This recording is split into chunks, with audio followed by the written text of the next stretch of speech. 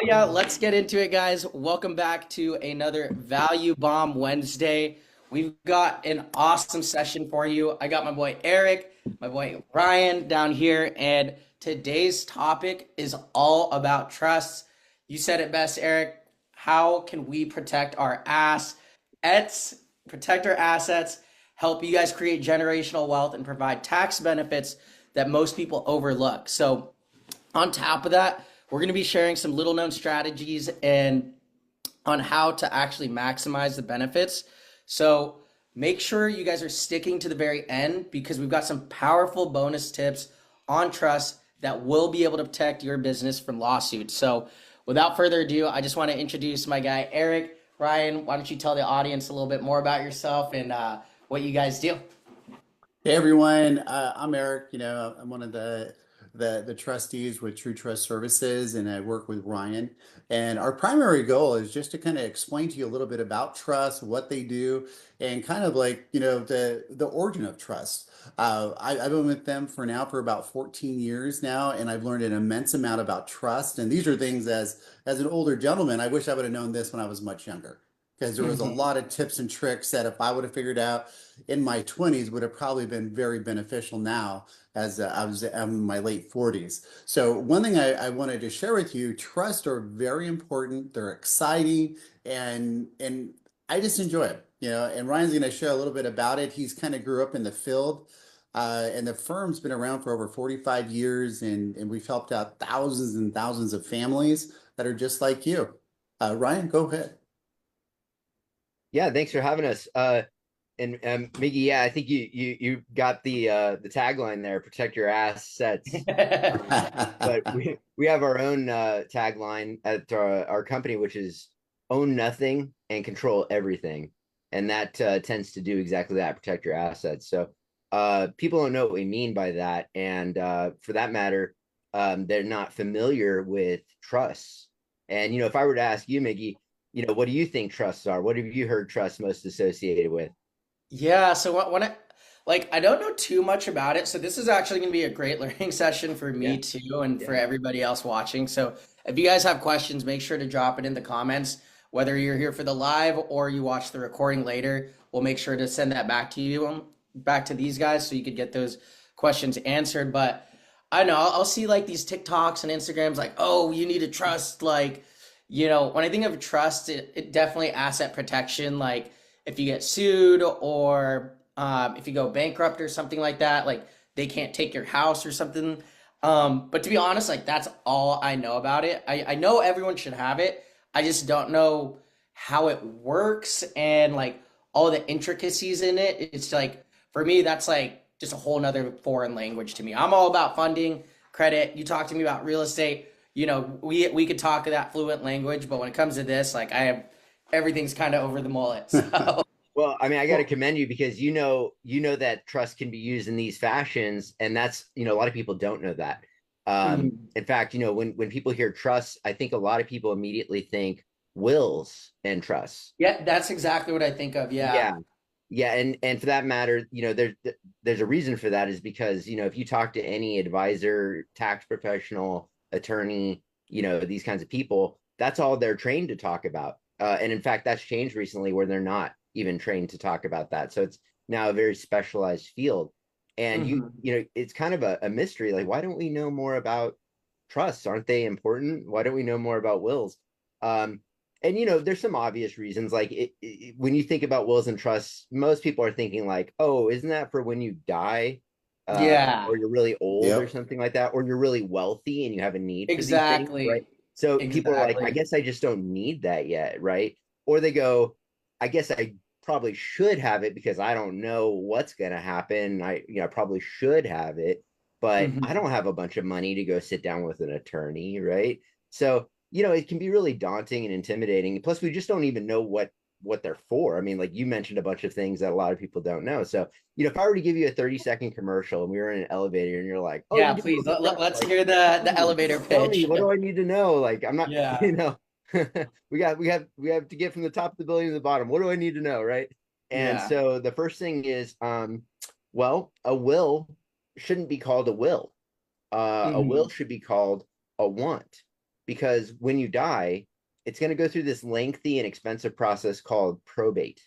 Hmm. And what probate is where the courts and the state decide, the government decides, and the courts decide what happens to all of your stuff. Wow. Um, And so they're yeah, going to take their you should sweet never trust time. the government for, Yeah, they're for going to take something their like sweet that. time. They're going to charge big money to your what you left behind, right? And if there's anything left, there might be, there might not be. They may do what you want that you wrote down in your little will. So a will Hmm. shouldn't be called a will, it should be called a want. A Okay. trust, okay, how's that different? Well, a trust should be called a will Mm. because it actually will happen with or without the courts when you die. There's no need for the courts.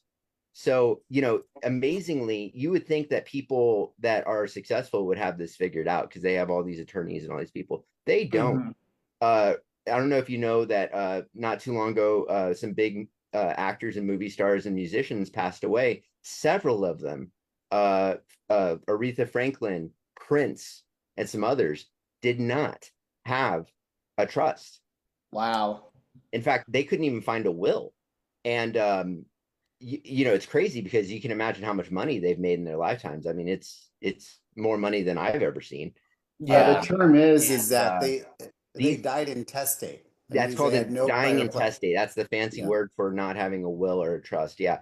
And so what was crazy was because there was so much money, one day they're going through Aretha Franklin's home, getting rid of all of her stuff after it's gone through like this probate process. And they look in the couch cushion and they find this handwritten napkin with her wishes on it. And guess what? That qualifies as a will. That's So crazy. so her, I mean, you're talking hundreds of millions of dollars or more, Hmm. all dependent on a napkin and a couch cushion. Is that Yeah. crazy? Oh, wow. But that was still Well, just will. It wasn't a trust. Still had to go through a court system. Yeah. let's just kind of explain a little bit, Ryan.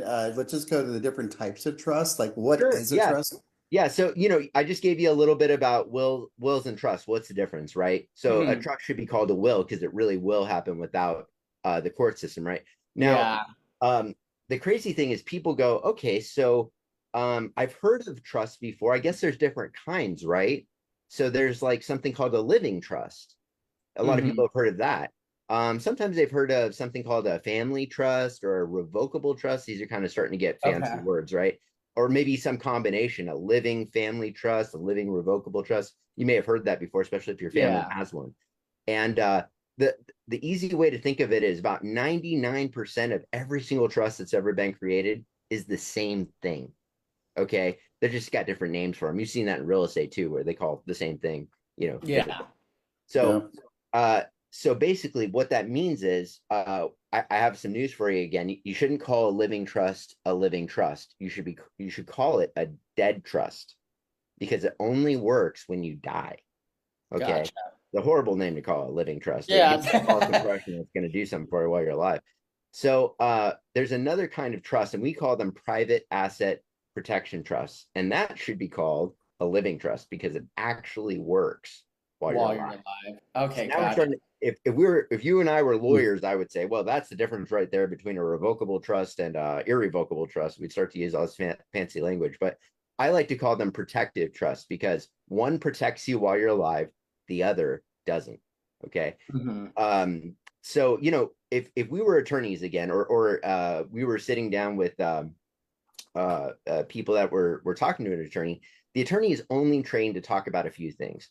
They will talk about your end of life planning. They'll say you need a will and trust if they're trained to do that. And they're not talking about protective trust. They're talking about the kind when you die, Hmm. revocable trust and things like that.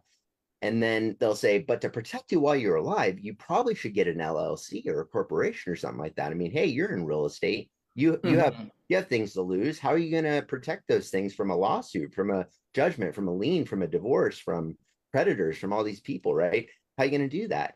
And so they said, let me sell you my services to set up an LLC or a corporation.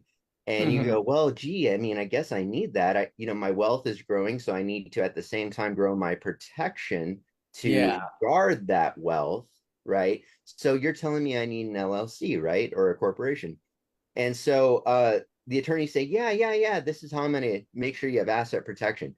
The trouble with that is what typically they only recommend you get like one of these things, one of these LLCs. And so let's say you're in the state of California, or I don't care where, maybe you want the tax benefits of Nevada or Delaware or whatever you want.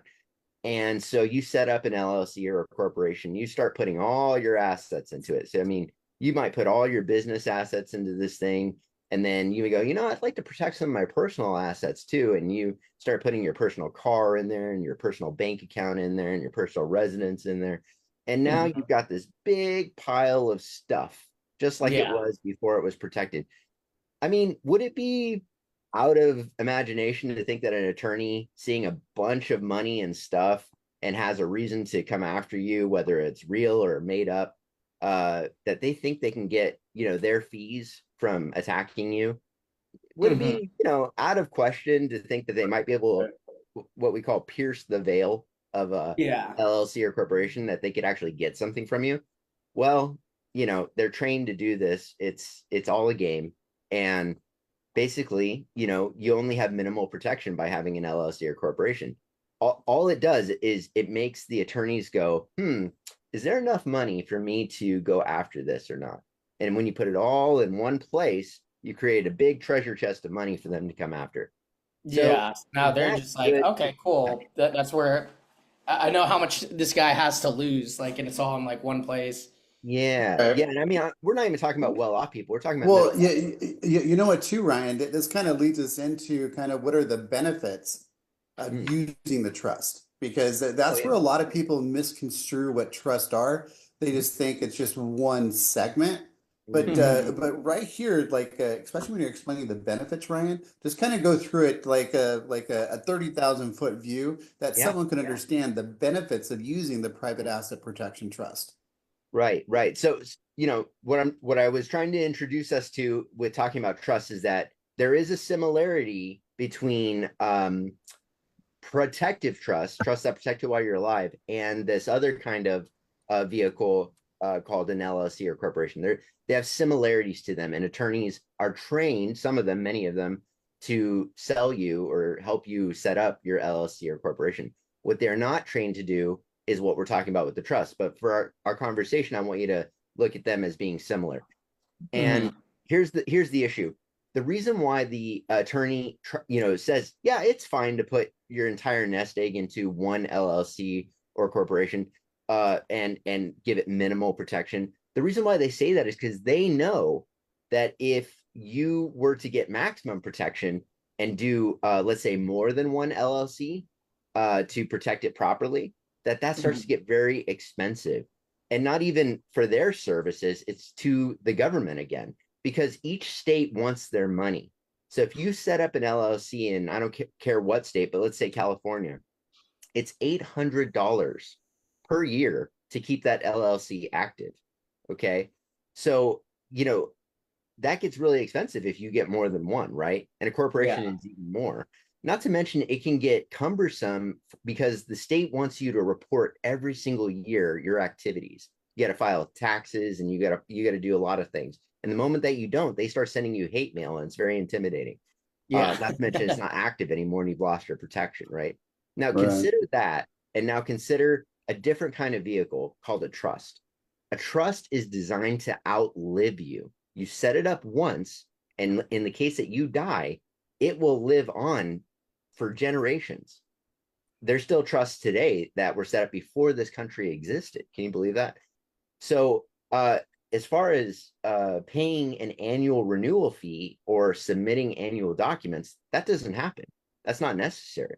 So you can see how much easier and more simple it is to use a trust than an LLC or corporation, just right there, right?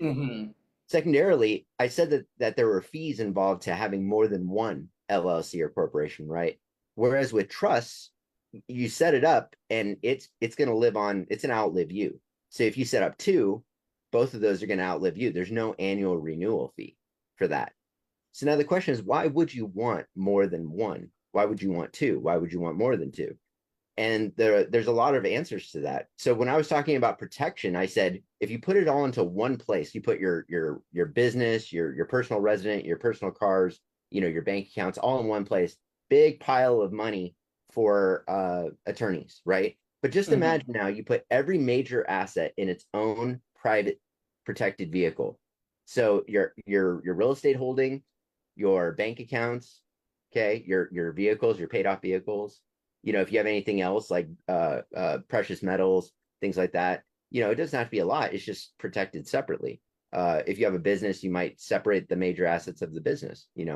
So this is possible. And again, I said, if you were to do this with LLCs, it would start adding up $800, $800, $800 every year. That's a lot, and how long do you plan to be on business? More than 5 years? I mean, do the math. Yeah. How much is that times those years? So, it starts to add up. But what I'm also saying is that it would be the better way to protect things.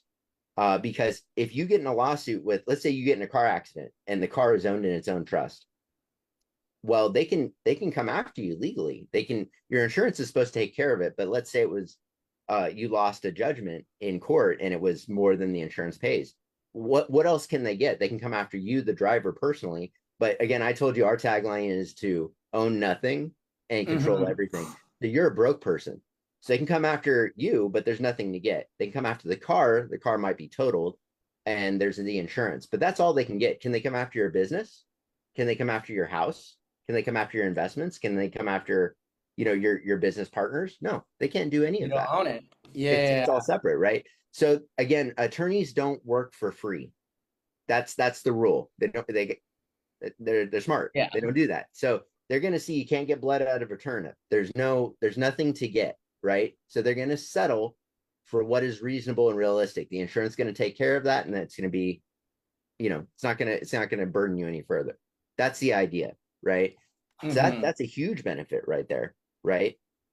Yeah. Um, So real quick, just to recap. So yeah, there's the benefits on just legality of potentially being sued. So if you do get sued for whatever reason, they can only take out of this trust because you don't own this other shit.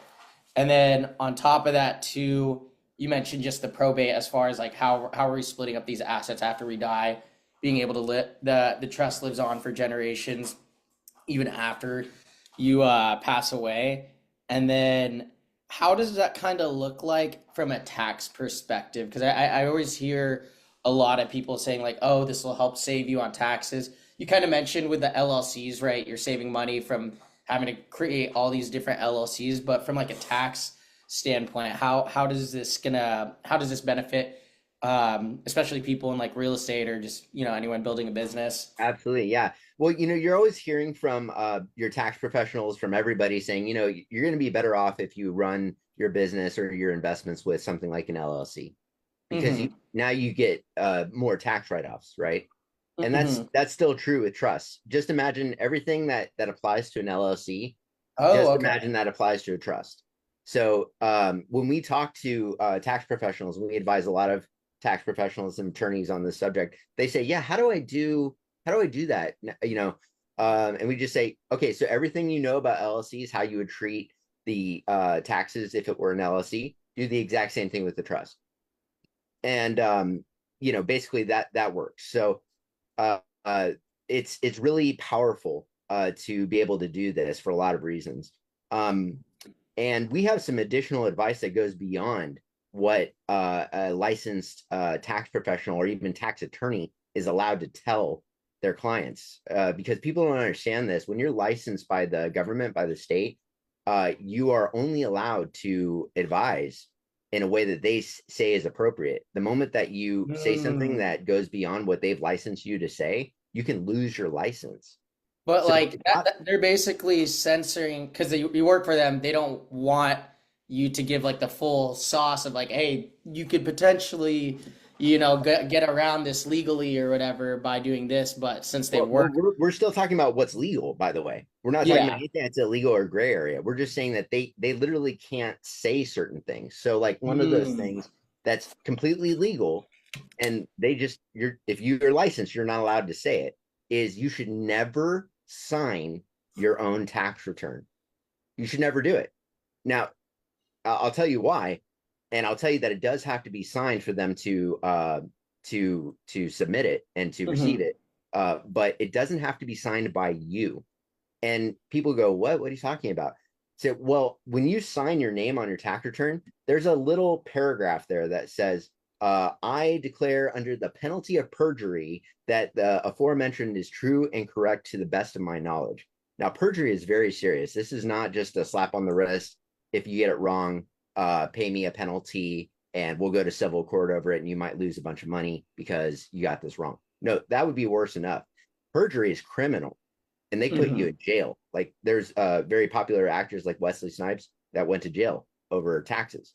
Al Capone, they couldn't get him on all the bad stuff he did. They got him on taxes, right? So perjury is very serious and you should never sign your name under perjury, if you don't have to. So it's their main way of sidestepping a real audit with you to get to, prove things based on their merit. And they just threaten you with a gun pointed to your head. Hey, if we say that you owe us, you better agree with us. Otherwise, you're going to go to jail for 10 years and pay us 100 grand or more. It's like, what? That's crazy, So never sign your name on your own tax return. Now it has to be signed. So anybody else can sign your tax return. All they have to put after it is P.O.A, which stands for power of attorney. Okay. So anybody can sign for you under power of attorney and you're good to go. And I tend to make mine pretty illegible, so I don't have to submit a special document with my taxes that said I authorized them to sign for me under power of attorney. I just scribbled the name. But if I ever had to go through an audit and they wanted to point a gun at me and say, agree with us or go to jail, I'd say that's not my signature. Look. Yeah. There you go. Right. So that solves that. Now, the other thing is a lot of people have their tax preparer sign their return because, again, if you have your taxes prepared by somebody, they have to sign it. Okay. Unless you tell them, hey, I'm still going to pay you, just don't sign it. Prepared it. I want a second opinion on my taxes because I really want to get it right. It's very serious. And so I just want you to give me a second opinion, but don't put your name on there and all that stuff and sign it. I don't need you to submit it. I'll mail it in. So, okay, there's a reason for that. If typical tax professional has 100 to 500 clients, 100 to 500 or more. And so if I were to ask you, what percentage of their clients do you think were all completely truthful to the best of their knowledge about their tax returns when working with their tax professional? What percentage do you think it is? Yeah. Okay, but I got bad news for you. If it's even one person that gets audited out of those 500 people, guess who else gets audited for that tax professional's portfolio? Oh, really? Everybody? Everybody. Yep. Everybody. That's crazy. So do you really want your tax preparer attaching you to 500 other people's true and correct tax returns? I don't. So I never have them sign, right? And if they do put their information on there, I take a whiteout or a Sharpie and I get rid of that before I send it in. Hey, Ryan, those are some high level stuff. I know we're on that, but I would say let's just kind of move on from the tax advantages because for someone to really understand it, we have to sit down and talk with them and see kind No, of what I they're agree. really I agree, looking but it's for. important and we don't want people to get in trouble. And these are ways that you can reduce your auditability and danger by 25% or more with just each one of those. That's like 50% that we've just reduced. We have two more techniques. And I was just sharing that an attorney or a tax professional is not allowed to tell you those things without losing their license.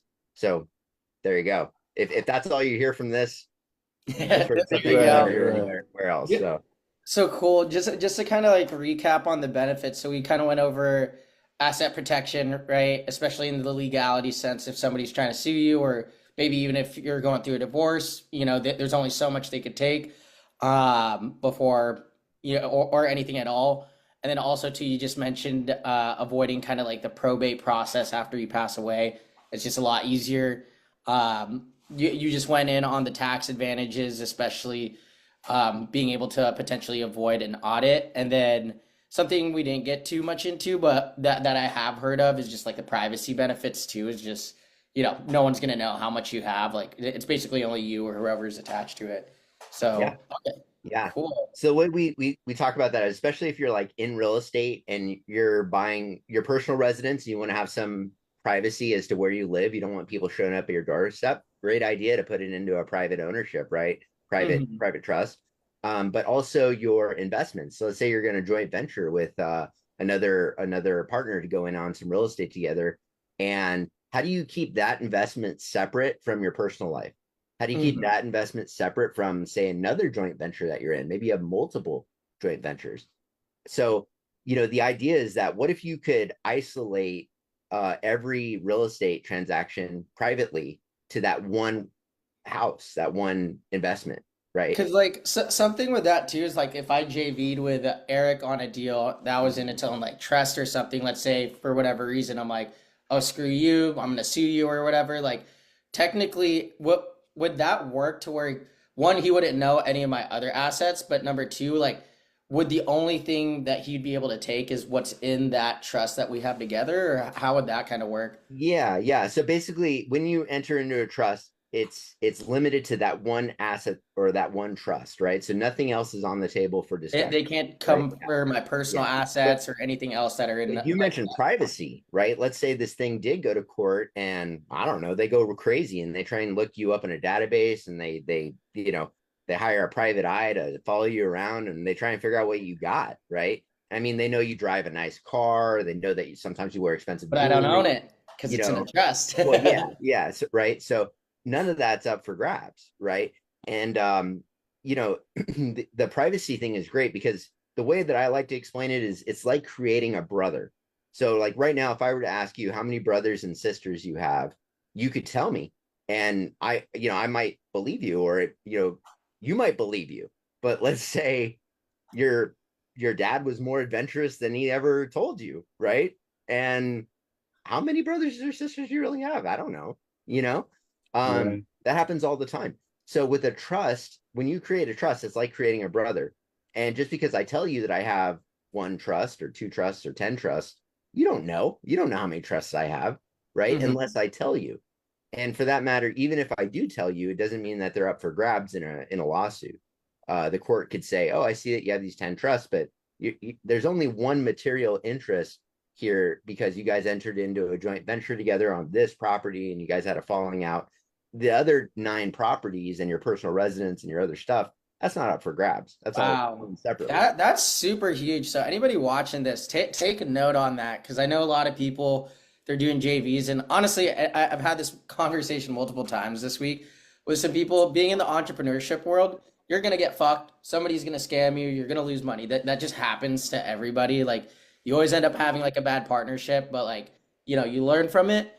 But this is such a key. I wish I had done this with other deals that I did that didn't work out so well. Because if I had just done that trust, that's all that they could potentially take, and then also too, they can't take away the other assets through the asset protection. So that's huge. I like Yeah, that. and I should mention we don't help bad people do bad things. This stuff works so good that if you're trying to get out of, you've been in a 15-year marriage and you've raised, 3 kids together and your wife, put in those years with you and you say, "Hey, I don't want to pay any child support because we're getting a divorce or whatever like that." We're not here to help with that. On Yeah. the other hand, if you got into a business partnership with someone and they said, "Hey, I'll tell you what I'm doing. I'm bringing in all of this real estate know-how to make sure this deal goes well. And you're going to bring in the money to make sure this real estate goes well. And we're going to be 50-50 partners or whatever you guys decide." And then turns out they don't know anything about real estate. It's just they lied to you about something Yeah. there. And then you get into this deal and now you're upside down on the deal. Well, hey, that's too bad. I wish you would have talked to us sooner because we could have maybe saved you the pain and suffering because we've been down these roads before with a lot of people and we know what works and what doesn't work. We tell you how to structure that better so that you're better positioned.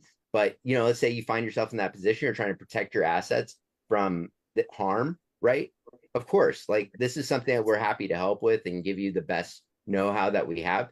Ideally, a pound of or an ounce of prevention is worth a pound of cure, right? So we want to help Mhm. you before you go over the waterfall and Yeah. you crash Before it down the becomes a rocks. That's problem. harder. But yeah, talk to us beforehand because we can save you a lot of heartache. Okay, cool.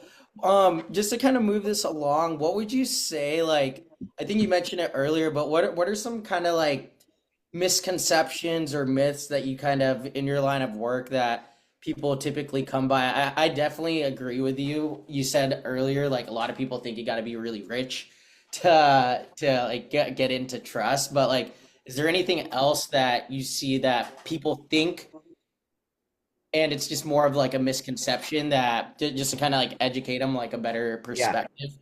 I'll tell you, we've been doing this for like Eric said, over 45 years. I grew up doing this. I've seen everything. We've had about I would say 5% really wealthy clients over all those years. And then we've Hmm. had like 10% be poor. Actually, I just found that they needed this. It was just a non-negotiable. They had to have it. And then the rest were middle class. Hmm. And so this is really for everybody.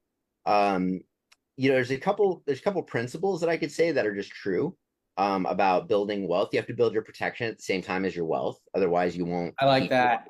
your wealth. Like right now, I'm just focused on let's make more money, but I'm not Yeah, even thinking about yeah. like, yeah, But you gotta, like you're saying, you gotta get more educated as you want to grow, right? And you can't just trust what like attorneys tell you, because they're, like I said, they're really not there for you. They're there for themselves and to make a yeah, buck. So it's so easy sounding to just get protection with an LLC or something like that. It's actually not so easy. If you look at the wealthy, like Coca-Cola or something like that, a company like that, how many LLCs do they have? They have like thousands, right? And it's like, hmm, well, why though? My attorney just says to get one. Why does the rich guy need 1,000? And I'll tell you this too. This is a little known fact. They don't have 1,000 LLCs. They have 1,000 trusts, is what they have. hmm, So you go, well, how come my attorney isn't telling me this? Well, you could say either they don't know or they just don't care, right? But yeah, why do you need this stuff? And it's like, okay, well, because to generate wealth, you gotta start really applying yourself, right? And so if you're looking in just California, for instance, sure, maybe you can get away with one LLC for your California holdings because you live in California. But the moment that you want to get a tax benefit, like a Nevada LLC in California, I've got news for you. You can't have one LLC. You have to have at least two, because hmm, every state wants their money. And just because you found a tax loophole that technically an attorney or a tax professional will say works, uh, the states say otherwise. And just because you didn't get hit for it this year doesn't mean that California won't come after you 10 years from now and ruin your life then. And they do. And we've got countless stories of this stuff. So, how do you do it for real? You have to have two LLCs. That's more expensive, isn't it? It's twice as much. Okay. Now let's say you realize that to be in business means you're looking to do business everywhere, not just two states. I want to do them in 50 states. I want to do international, right? Now, I'm not saying that you're big time or that you're super wealthy to do all that. I'm saying that you are eager to generate wealth, which means you are broadening your net as far as it'll go. The trouble is that your protection is not good enough, right? yeah. So yeah, what does that mean? There's a barrier to entry. You gotta have 50 LLCs to operate in 50 states. Well, if you're doing it LLC or corporation style, that is true. That is true.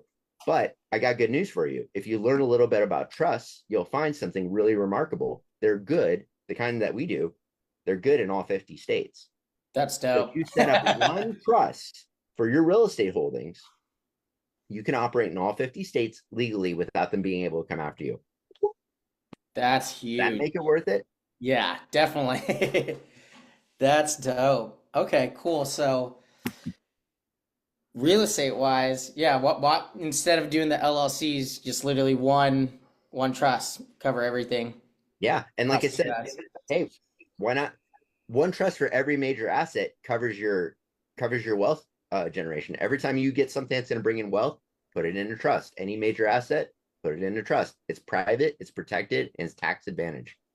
Cool. Oh, I would say for like, and I'm just thinking for myself because I'm this just has like my brain kind of like racking, but like for someone just kind of like starting, and especially after listening to this, like, what would you say?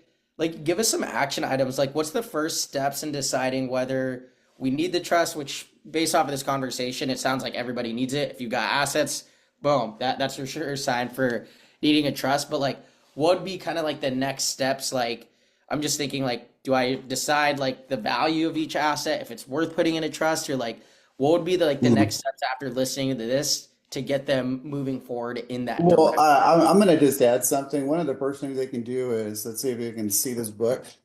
Like there it is. Like we have a book called Trust, Wills, and Estate Planning that they can pick up on Amazon.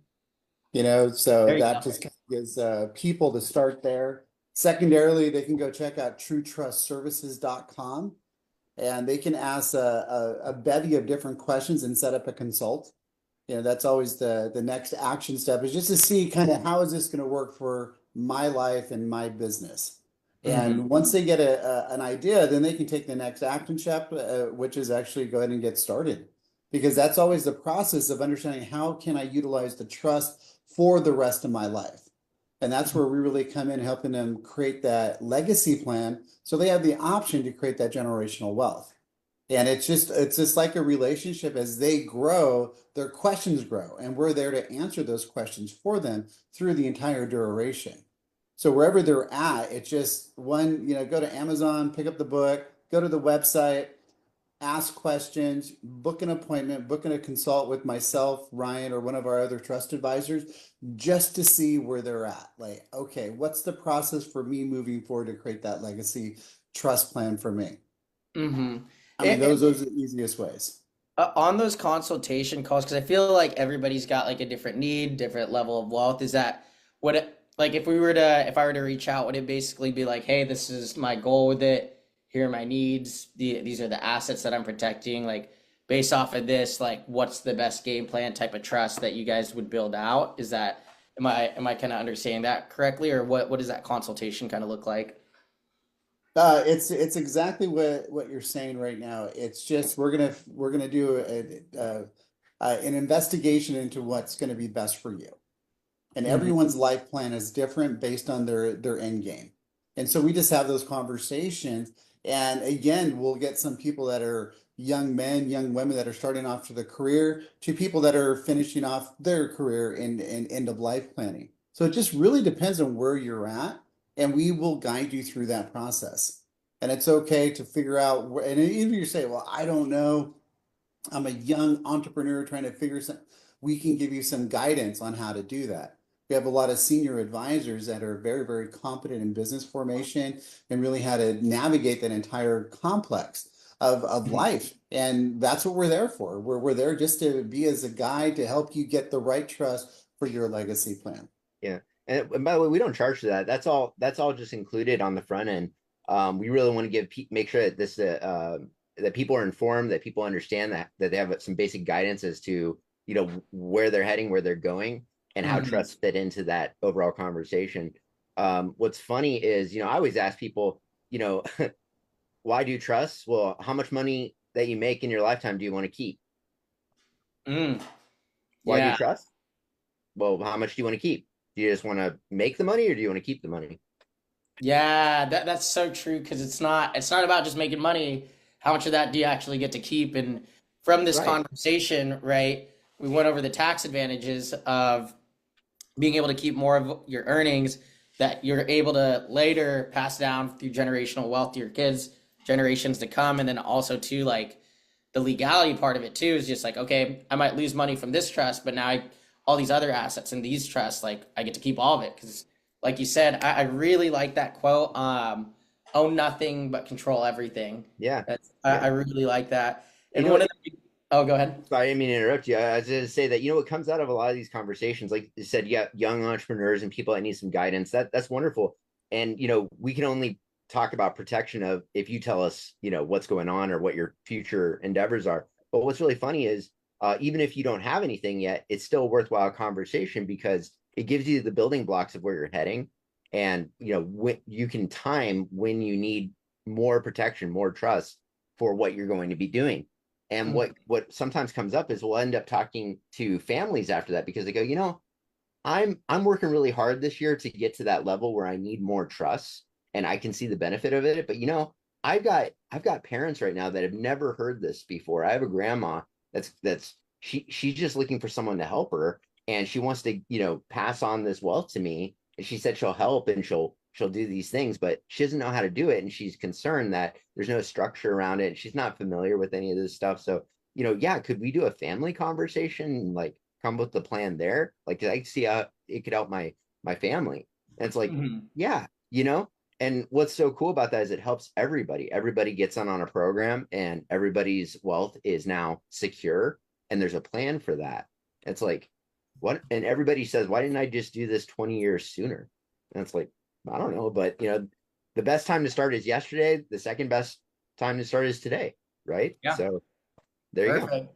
And then one other thing I just wanted to recap. I really like that explanation too of like, yeah, you got your LLCs and corporations for asset protection, you got your trust, but the key benefit of this is, right, it works in all 50 states, so you're good to go. And then also to just being able to have all your projects in different trusts in case for legality reasons, if anybody tries to go after you, that's the only thing that they get after. So yeah.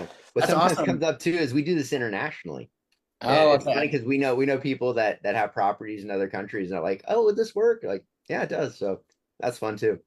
No, this is really great information. And I just know like the other thing I was just thinking too of just like asset protection, like I don't know, divorce rates in America, like divorce, like it's like almost like 50% or whatever. So like literally probably 99% of the people listening to this are probably already married or planning to get married. So it's just like this should be one of the first things you think of, like Planning to get we'll get divorced. fucked. I know so many people who have been fucked from Well, not like what we say is a lot of people are worried about that, and we say the best way to get married is to own nothing when you get married, to be broke, Mhm. because you're getting married because you want to be married, you want to stay together, and you don't want the money and stuff to be a leverage over each other for why you stay together, right? So the Yes. best Yeah. way to get married is to get married broke, and so a lot of people form something called a prenuptial agreement. And basically, a Mhm. prenuptial agreement, it says that on your wedding day, you're standing before each other, putting on the rings, saying your vows. You say, I'll love you forever in sickness or health until death do us part. And the prenup says, unless, right? Unless Yeah. you piss me off, unless I don't like you, unless your breath stinks, unless you burp, right? So the prenup basically says that everything you just said on your wedding day is a lie. That's what the prenup says, right? But the trust allows you to honor your commitments, to have integrity, to be a person of your word, and to see the marriage through to the end till death do you part, but never have the money or the stuff be part of the conversation. That's protected in the That's story, that's right? So you badass. stay I together like because you that. want to be together. That's the best way. Yeah, I like that. And then I guess one more thing before we end it. I remember seeing this thing on Instagram, this chick, I don't know if this is like the same thing, but this super famous soccer player marries this chick, it's his girlfriend, and then like literally immediately after, like very shortly after, she divorces him because she's like, okay, cool, I'm gonna get 50% or whatever. And I don't know if it was because he had a trust, but basically he didn't own anything, and basically his paychecks or whatever were going to his like mom, and he had to ask his mom for the money. So when she tried to like divorce him, he didn't own anything. So I was just curious, is that like a trust thing, or is that some different like legal loophole, or Yeah, yeah. what A was lot of the people they try and get like really sophisticated with this. Like, I'm gonna like have it go to my mom, and then my mom's gonna pay my brother, and then my brother's gonna pay blah blah blah blah. And it doesn't need to be like that you just go crazy. straight through It to the works trust? so good that if you just have the right kind of trust, it can just be like black and white. Like, I don't own anything. It's all in the trust. Like I'll give you this as an example just to help like demystify how that works legally and everything. So like let's say you're the manager of a store like Walmart, okay? Hmm. And you get into a fight with your neighbor and you punch his lights out. Boom, right? So he knows where you work and he shows up the next day with a bandage on his nose and his attorney or whatever. And he says, hey man, you busted my nose. I'm going to get a bunch of money from you. And he says, hey man, I'm at work right now. So can we talk about this after work hours? And he says, hey, no, you know what? We're going to talk about it right now. I see you got all that money in the cash register. And I see you got all this great stuff on aisle 7. I'm going to take all of that right now because you punched me in the nose and I deserve compensation. And you say, hey, listen, man, I'm the manager of this store. I'm not the owner of it. So if you touch even 1 cent out of that cash register or you touch any of the stuff, that's theft. And in the court, talk to your attorney right now. They're going to agree with me. They're going to say that wasn't my stuff and you're going to go to jail. So Hmm. you got to get out of here right now, buddy, or I'm going to have you carried out. Right. And that Hmm. works. So you're a manager of all this stuff, the money and the inventory, right? Oh, that's a You really great put way of your looking at house and it. your car and your bank account and your business and your investments and whatever else into trust. You are now the manager of those things. You are no longer the owner. And when you go into a court scenario, the court's going to recognize that. And the only reason that there's anything up for grabs is if there was something directly involved. So again, you know, if your car is in a trust and you get in a car accident and you are driving the car, they can sue you, the driver. They can take the car, which was part of the accident, and they can come after the insurance, which was meant to cover any problem like that. And that's all they can do. There's nothing else that they can do. And that's how it works. Cool, dude. Hell yeah, I really like that analogy of like, I'm the manager, I'm not the owner. That I feel like that really brings it home. Yeah. Well, cool guys. Dude, this was super insightful. I'm definitely gonna reach out to you guys about this. For everybody watching, if you guys are watching the recording, you guys are still more than welcome to drop any of the comments down below, and we'll send it over to him. Also, too, Eric mentioned, definitely go check out their book on Amazon to learn more. What's it called again? Trust, wills, and estate planning made easy. Okay, cool. And so, Another show purple that book, right? Yep. Yeah, so if you see the purple book on Amazon, that's them. Go support them. If you want to learn more about it, that's the first place to start. And then on top of that, you mentioned truetrustservice.com, right? For the consultation. Okay. Yeah, and there's even a little chat box on there. They can ask all kinds of questions, and it just really kind of allows someone to really learn about what trust can do for them anywhere they're at, and they just need to just go there and find out that information. You know, there's phone numbers on the website that they can reach us. Our main line is 949-497-3600. That's where they can reach us, or someone, you know, a trust advisor about 24 hours a day, 7 days a week. So there's always something going on in someone's life, and we make it available for them to start communicating as soon as life happens. Because, you know, when they're feeling overwhelmed, they don't know who to talk to, we say, hey, just give us a call. Someone on our staff may have an answer to that question. And that's what we're just making ourselves available to everyone that's out there that's on this process of building wealth. Dude, hell yeah, man.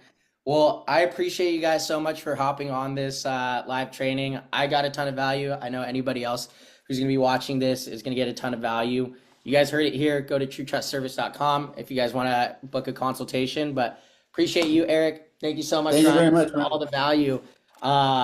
Peace out, guys. Much love. Stay beautiful. And we will see you guys in the next video. Peace. Cheers. Bye.